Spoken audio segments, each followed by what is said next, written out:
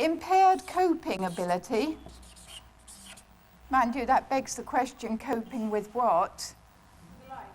With life. Like it. Impaired coping with life. Loss. Now, who said loss? Loss. Interesting that you bring loss in on anxiety. Yeah. Interesting. Over-alertness. Yeah. Excess alert. And hypersensitivity. Right. Hyper-alert, sensitive. Now, we could obviously go on expanding this list greatly, and we could work out a lot of terms that relate to anxiety and that qualify it. But when it comes down to it, we've got a considerable range to assess there, affecting various aspects of the human organism, reminding us that there are various levels that are involved in this state. Let's pull some of them out. Stress. What do we mean by stress? There's two aspects to stress. There's the outward incursion, the pressure on our organism at whatever level, psychological or physical. There's also the movement of the body outwards, stressed against whatever is incoming. So stress is a two-way process. That can be psychological or physical. Worry. I think we usually mean something psychological by that, something affecting within our psychodynamism. Restlessness is definitely motor. Fear, again, is psychological but has an organic expression. Tension, we're back to an organic level.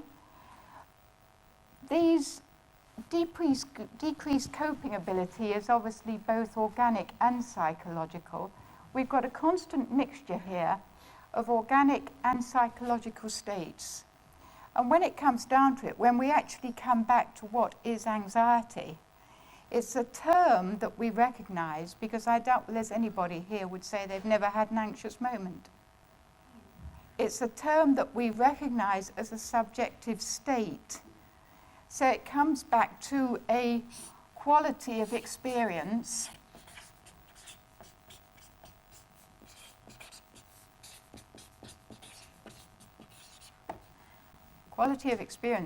that we know subjectively, that can manifest itself in cellular tension, restlessness. We got the feeling of tension here. The expression of fear. It can also manifest itself in the psychological symptoms that we experienced. The fear we won't cope, the general apprehension that is experienced with this state, and all of it comes back to this expression of a quality of experience that we call anxiety. But it's a very subjective term that the range of qualifying words has illustrated. What about grief? Quality of experience. It's something of which we're aware.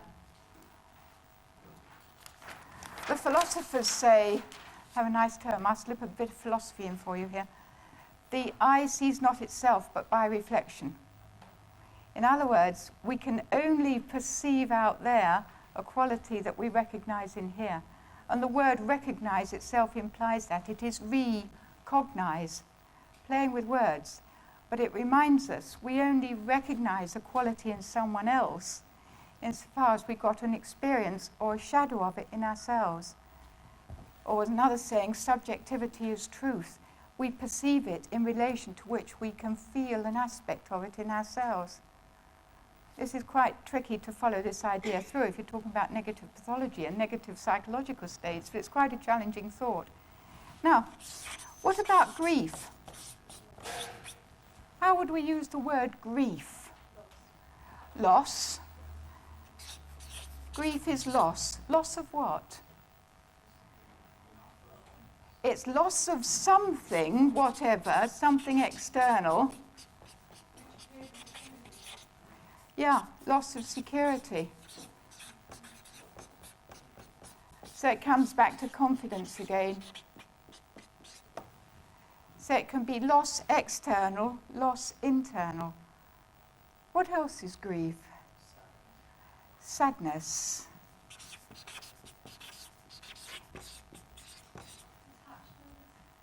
Now, interesting. Well,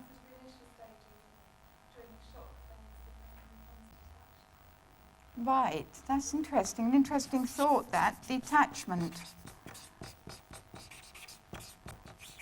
Yeah? In a sense, grief detaches a person from their environment. It causes them to be insular, shut in. Interesting thought.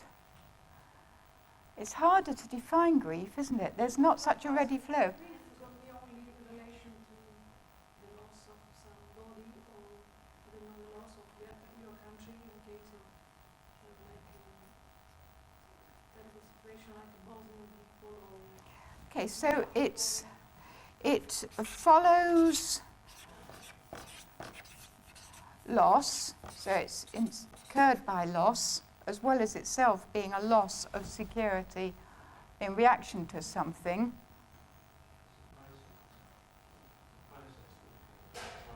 A process in, yes.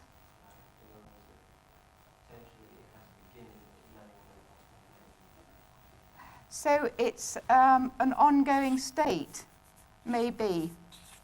Whoops. Ongoing query. It may be a drawn-out process.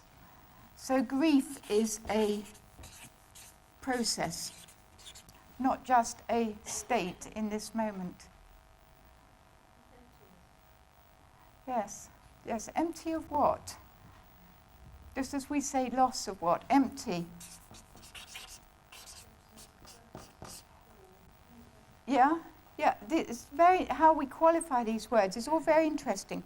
I think we've shown just how difficult it is to be precise about these terms. Let me, at this stage, bring in an etymological dictionary definition of anxiety. This is taken from Wilde's Universal English Dictionary. It's an etymological dictionary. It shows the root meanings of words. And he describes anxiety as solicitous, painfully uncertain. So it's that loss of identity, uncertainty, painful, and solicitous, care to correct it, because it does instill a sense of care. Naturally, we want to correct anxiety in ourselves when we experience it. And grief, these are words we had came up, a sadness and a heaviness. Now, this is what the root meanings of these words imply. So grief is this heavy sadness that we've described as a subjective quality we experience, and anxiety is this painful loss of security and what a person feels in relation to it. Now, the human organism, I've deliberately depicted it in this way to remind us that whatever the shape within that sphere, the defined organs, the defined shape, the outline, the contour of the body is a process. It's a presentation within an energy field, a biofield, which is the organism. The organism is not just confined to the skin outline. Stand someone behind a UV screen and show them up, and you see some remarkable shapes. Get them to move, and you'll see the movement go before the arm follows it. It's fascinating. I was discussing this with some doctors here the other day, and at the end I said, time I was in outpatients, and one of them laughed and said, your body energy field has already gone down there, implying this idea that there's an energy field within which the organism operates. And sometimes when you have a patient who's in a particularly high level of grief or anxiety, you can almost feel that energy coming off them. I remember when I was doing psychiatry, and one of the most hard-headed organic colleagues with whom I worked, I won't try and emulate his Scottish accent, I wouldn't dare at the moment in present company, but he said in broad Scottish terminology, you can feel the anxiety coming off this woman before you get near her. And he was one of the most organically stressed colleagues I've ever worked with. But he was admitting that you can feel this energy field around a person. And what then, when we apply this to grief and anxiety that we've been talking about, grief, I would suggest, relates particularly to past experience. It follows loss. It's the loss of something. It's an emptiness or a detachment in reaction to stress, some particular experience, some particular event. So grief, I would suggest, relates particularly to past experience, whereas if we go back to anxiety,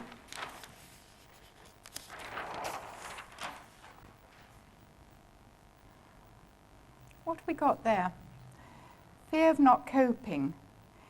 Excess alert is about the future. Anxiety projects itself forward to the future. So we've got a balance in the human organism. There can be grief at the past. There can be anxiety projecting in relation to future possibilities. And then thinking further about this, isn't a degree of grief and anxiety appropriate? I say we had a person who was completely lacking in grief and anxiety. What would we have? We'd have a full-blown psychopath, wouldn't we?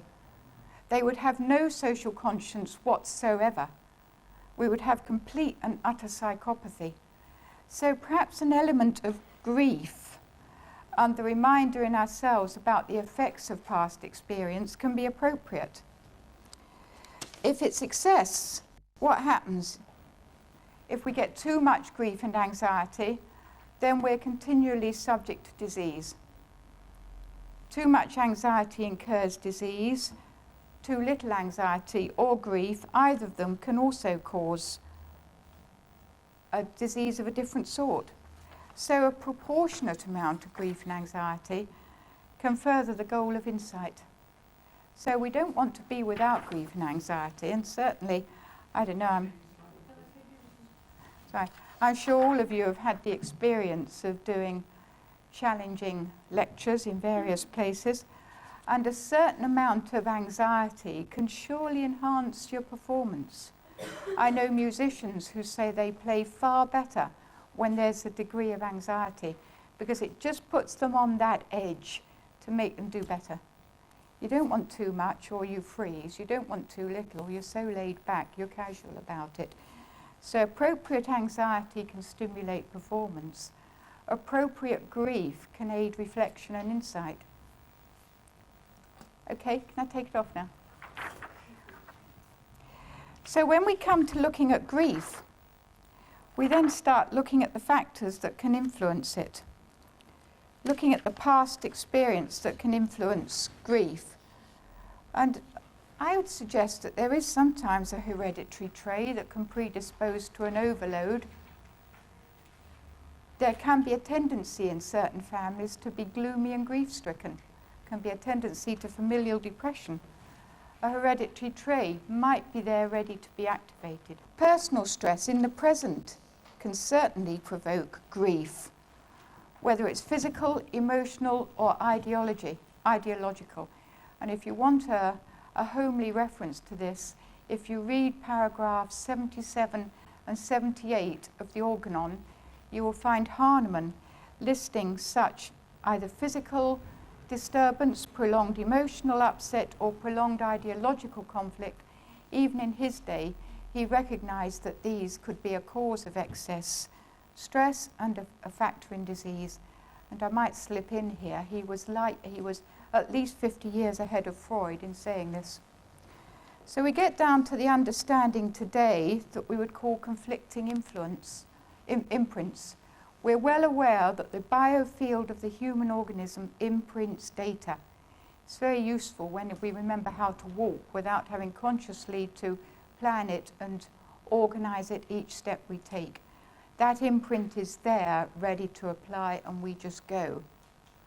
It's not so useful when it's a negative imprint, and a person's organism, because they've been in a tight spot, say in the past, they've had a particularly stressful encounter.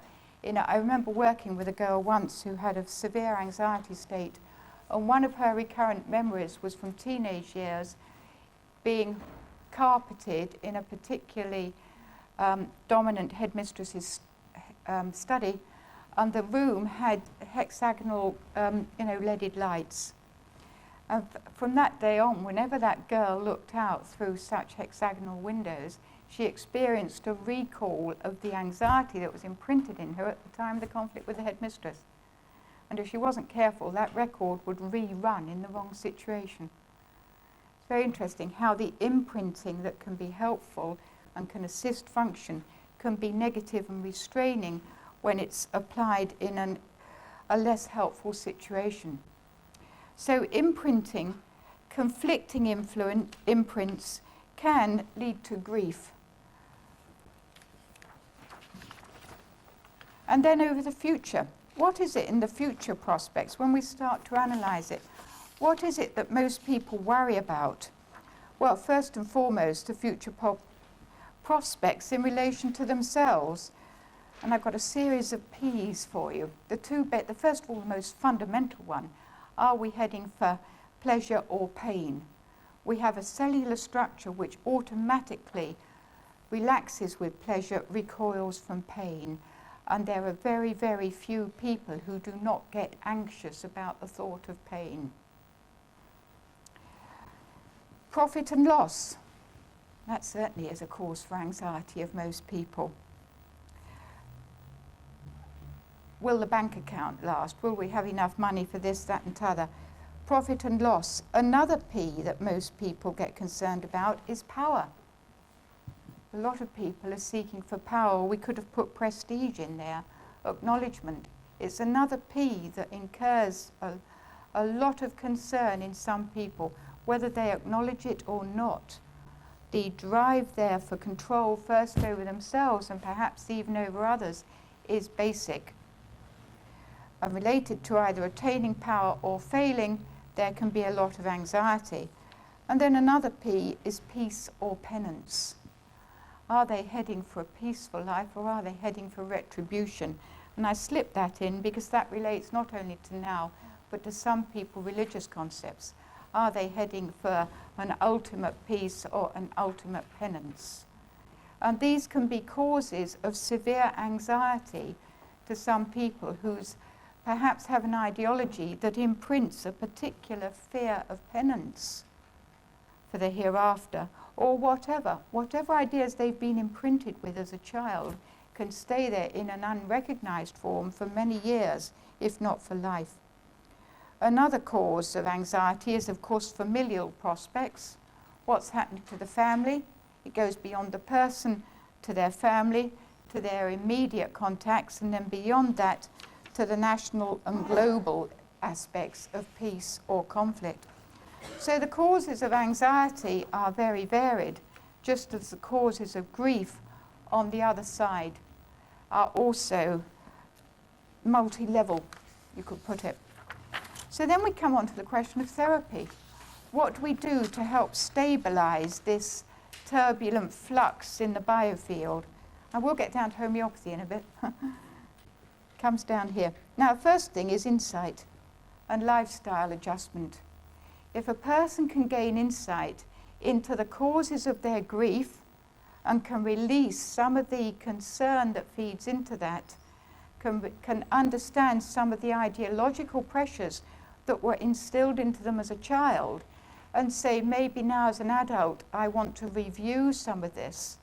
They may undo some of the loading, the emotional loading that they experienced as a child, reformulate the ideas and feel less grief about a particular code with which they've grown up.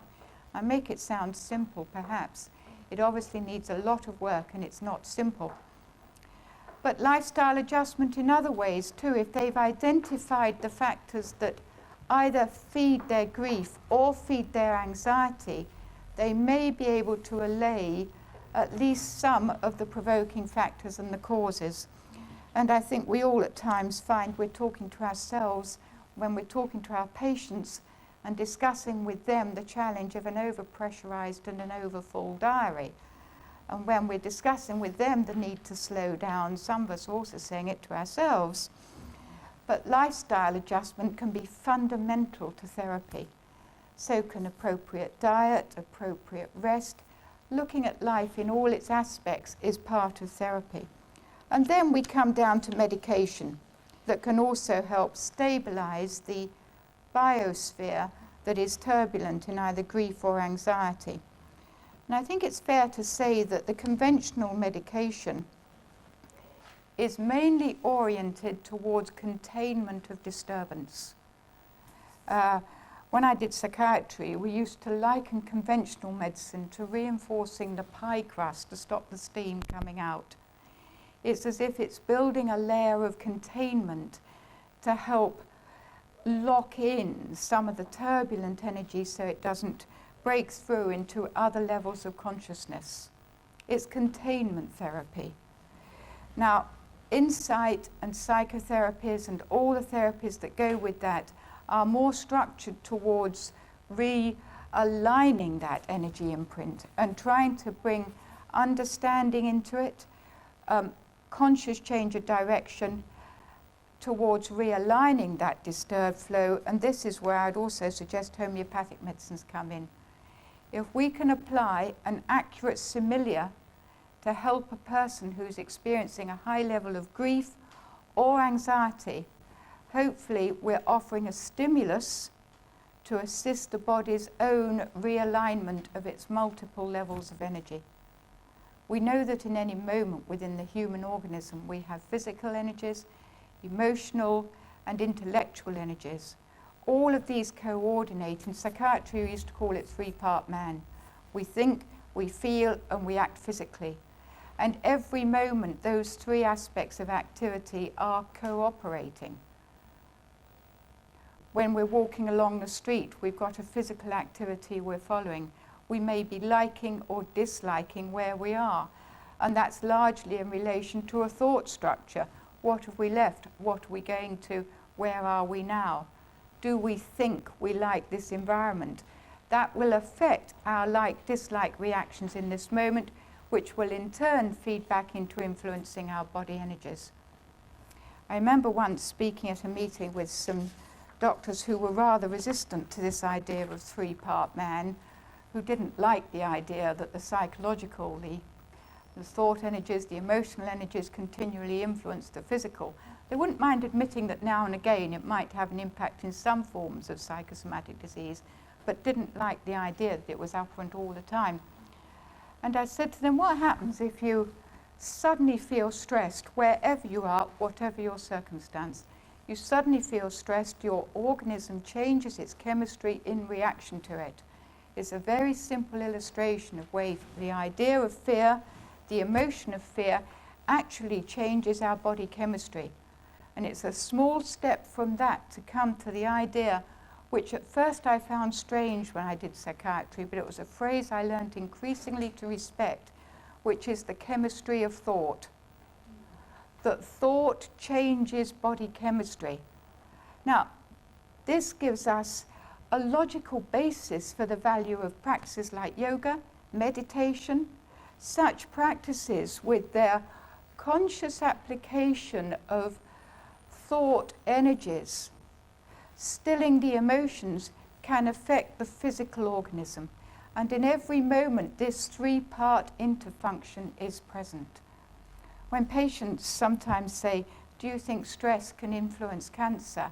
I slightly sidestep and say, surely stress influences any disease process we're experiencing, because the body is an energy continuum.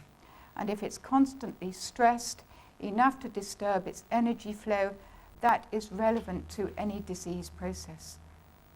So what we're trying to do when we try and find a homeopathic medicine for anxiety and grief is to assist realignment of that energy in its threefold aspects: the thought, the feeling, the physical application, which is another rationale for taking our history in the way we do. Now let's come down then to some of the nitty-gritty about anxiety. The clinical types usually described as I'm sure you know, are either phobic or free-floating. Free-floating is the diffuse anxiety state, the patient who says, I'm anxious, but I don't know what about. They don't know why, they don't know what's caused it, they don't know what stirs it up. Phobic is when it's relation to a specified object, maybe a particular animal, a situation, particular event, but some defined activity that is known to trigger the anxiety. And this roughly summarizes the main types of anxiety. It's either phobic or free-floating. And then I thought, well, how are we going to discuss this for homeopathic prescribing? And I divided it up into the common clinical presentations. It's a way I found helpful for trying to assess a patient who is feeling anxious, is first of all to try and see what is the overall presentation of this patient's anxious profile.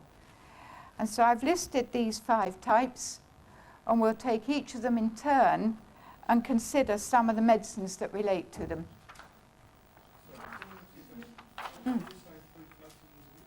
Free-floating is when it's not defined in relation to any specific